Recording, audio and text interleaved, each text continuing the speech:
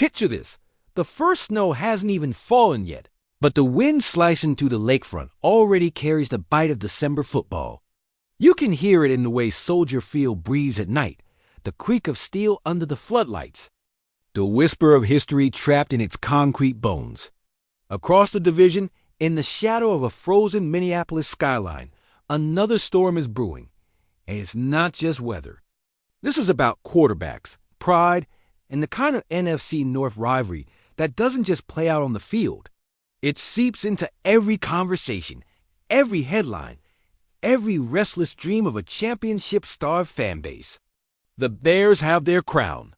Jewel and Caleb Williams, the anointed savior with a cannon arm and a smile that hides the pressure of an entire city. But here's the twist. Under the ice, the cracks are already forming. Behind him, the safety net is a battle between Case Keenum, the seasoned journeyman, and Tyson Bagent, the undrafted fighter who clawed his way into Chicago's trust.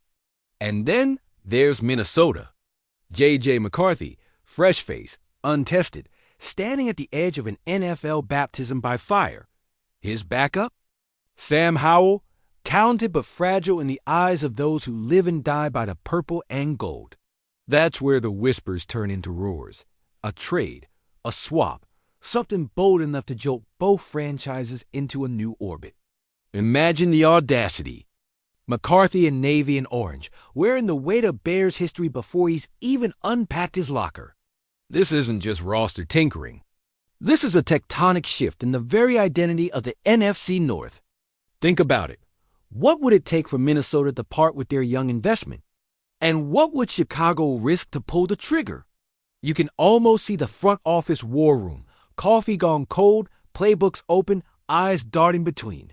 Scouting reports and cap spreadsheets, the air thick with the scent of risk.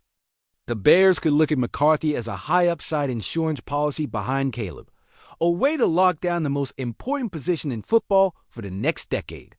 The Vikings? They might see a chance to grab immediate help at another position of need, shoring up holes that could sink their season before the first frost. But here's the danger. Mess this up, and you're not just changing depth charts, you're rewriting legacies. Bears fans still remember 1985 like it happened last Sunday. Still taste the bitterness of 2006 slipping away. Still hear the hollow thud of the double doink in 2018 echoing in their skulls. This trade could be another chapter in that book. A glorious turnaround or another heartbreak to stack on the pile. And don't forget the human cost.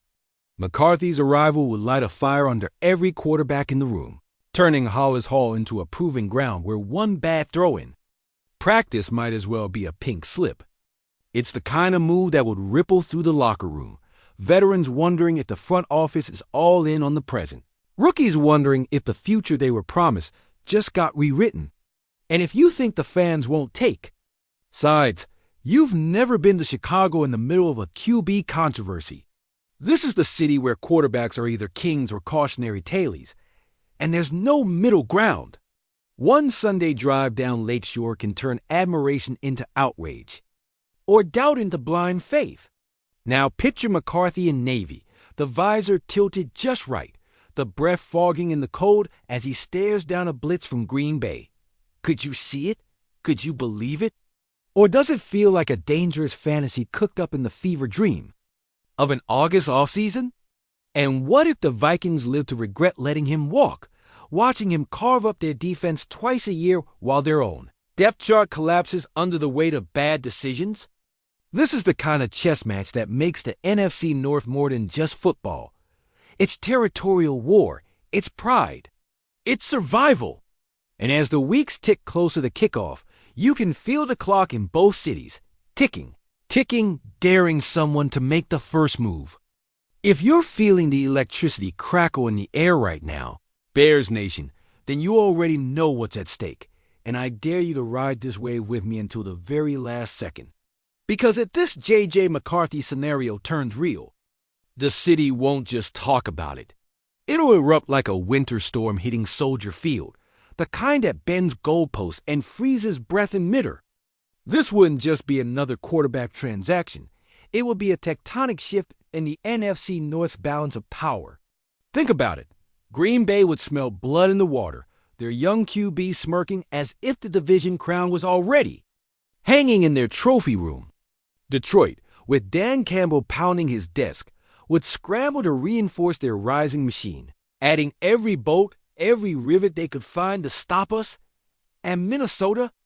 Oh, they'd be in full crisis mode, trying to explain to a restless fan base how they let a possible franchise QB slip away, right into the arms of the franchise they'd hated since before the Metrodome even existed. But here's the part nobody's talking about. This wouldn't just be about McCarthy's upside. This would be about Caleb Williams, too. Imagine the fire it would ignite in him, knowing there's another young gun in the building, a kid with swagger and pedigree, breathing down his neck every single practice rep, waiting for that one misstep. That kind of pressure isn't just competition. It's a crucible. It can break a man into dust, or forge him into a legend carved into the icy heart of Chicago's football history. And in this city, legends aren't made by comfort. They're made by surviving the heaviest burdens imaginable. Walter Payton, Mike Singletary, Devin Hester, every one of them earned their place by facing moments where the weight could have crushed them. But let's not sugarcoat it. The risk is enormous. Trade for McCarthy, and you're gambling more than draft picks. You're putting future roster depth, cap flexibility, and locker room dynamics on the line. You're saying, to the football gods, we're all in, and hoping they don't punish you for the audacity. Pass on him, though, and you're betting everything on Caleb delivering a perfect season, with no true contingency plan if disaster strikes. One wrong hit, one awkward landing, and the season could be hanging by a thread that will feel thinner than a blade of grass in the frozen turf. Picture the headlines, splashed across every sports site in America. Bears steal McCarthy from Vikings. ESPN running live shots from Soldier Field. Fans in navy and orange losing their voices by halftime. Every snap will become an event. Every drive, a referendum on the front office's gamble. Every touchdown, proof we were right. And if it works, if McCarthy isn't just good but special, if he leads this team to a playoff win or even deeper, the ripple effect would echo for a decade. It could redefine what it means to wear the C on your helmet. It could be the moment we look back on and say, that's when the Chicago Bears woke up.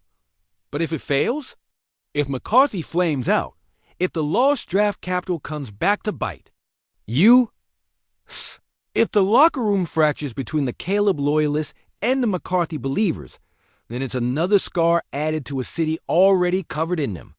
We'd hear the whispers, same old Bears.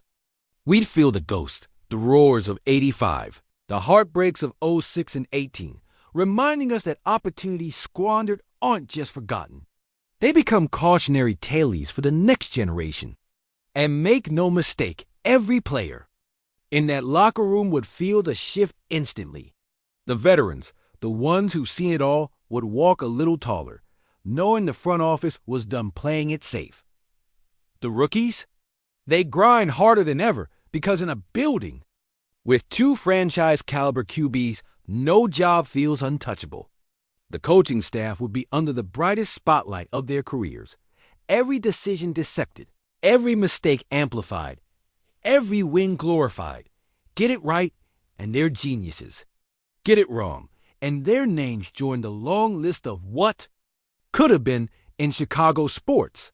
And for us, the fans, the lifeblood, the heartbeat, this wouldn't just be a season. It would be a saga. A year where every throw, every audible, every pre-snap look carries the weight of the city's hope. You feel it in the cold air walking to the stadium, in the roar that shakes your bones when a pass hits its mark, in the silence that follows an interception. Because moves like this don't happen in the middle of the road.